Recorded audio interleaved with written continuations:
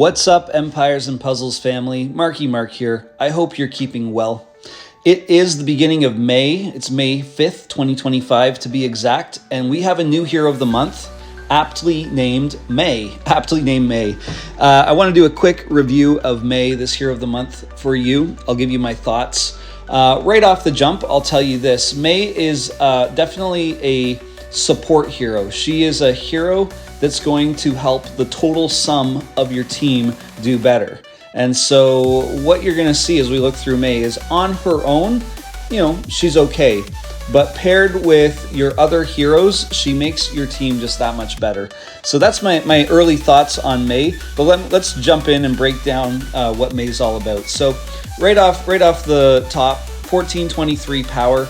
For spring 2025, that's pretty good for a hero of the month. It's not like the 1500 power heroes that you get in some of the new portals, the newest heroes coming that are kind of super elite, but she's a good hero of the month. That's a good power stat.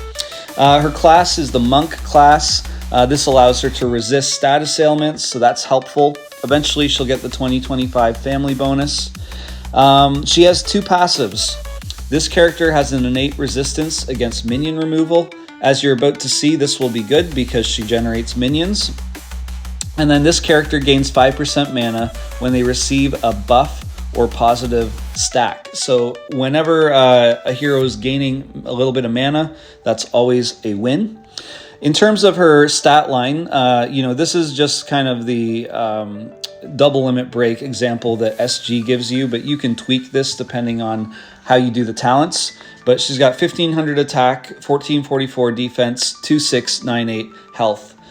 Because she leans towards being a support hero and a hero that you want to keep alive as long as possible to help the rest of your team survive, you probably want to go, I shouldn't say probably, you do want to go shield and health path with May to keep her alive as much as possible. Her attack stat line isn't as essential.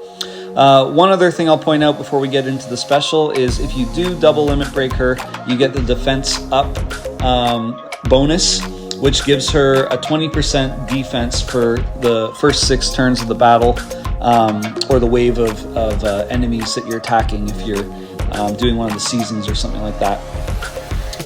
And so that's pretty good. I love the defense up stat. I think it just makes heroes even beefier. And again, for a hero like May, who is really a hero that is going to make the rest of your team better, you want to keep her alive as long as possible.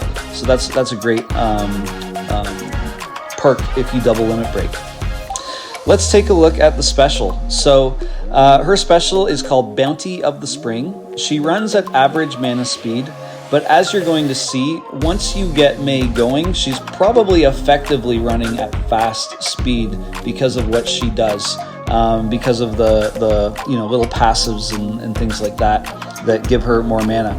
So first of all, she has growth as one of her specials. All allies get 150 attack and 150 defense. We've seen the growth and wither effects are really great for the game. Really great for beefing up your team, maybe helping some of your older heroes survive longer. So that's a great perk. There are some counters to this now. It's those, are they called the Castle Guard heroes or whatever they are? They're in the Goblin portal. But they can remove the growth effects, so it's not like as invincible as it once was, but it's still a good one. And then she summons a carrot minion for each ally with 25% HP inherited from the caster. Couple things to note here. First of all, a 25% HP minion is not like the most incredible minion you're ever going to see.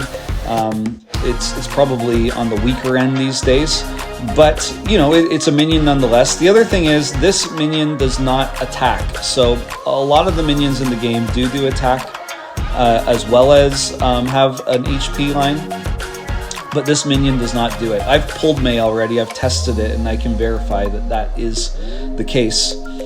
However, here's what the minions do, and it's pretty cool. When summoned, the carrot minion gives 20% mana generation for its owner for as long as the owner has carrot minions. This effect can't be dispelled. This is a pretty awesome ability and somewhat unique. I mean, there are other heroes that help generate mana, but 20% mana boost on your whole team is really good. And that's why I'm saying, for this reason, Mei on her own, she's not like that exciting hero that's like does devastating damage or massive snipe or even like a huge heal, you know, but she's kind of unique in that she improves the overall team by what she does boosting the mana.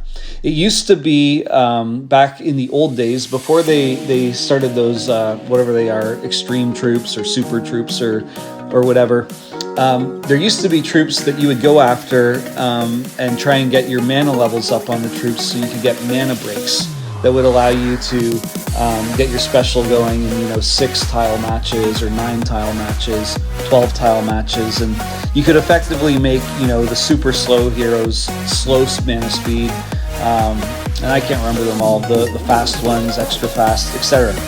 But these days, because of the new, more powerful troops, you don't see the mana break charts and things as much as you used to a number of years ago.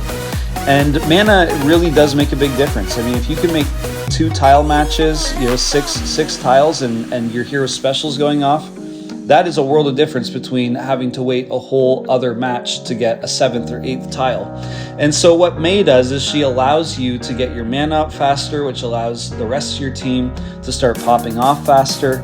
So I think that's a pretty critical ability, and I think that makes her a pretty solid hero, and she kind of fills a bit of a niche.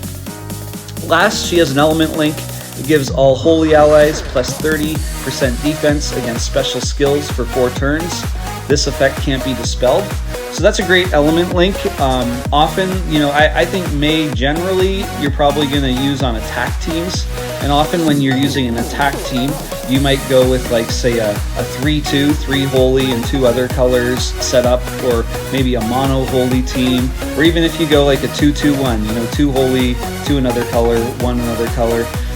You're still giving those holy allies you bring 30% more defense against special skills. So that's not too bad.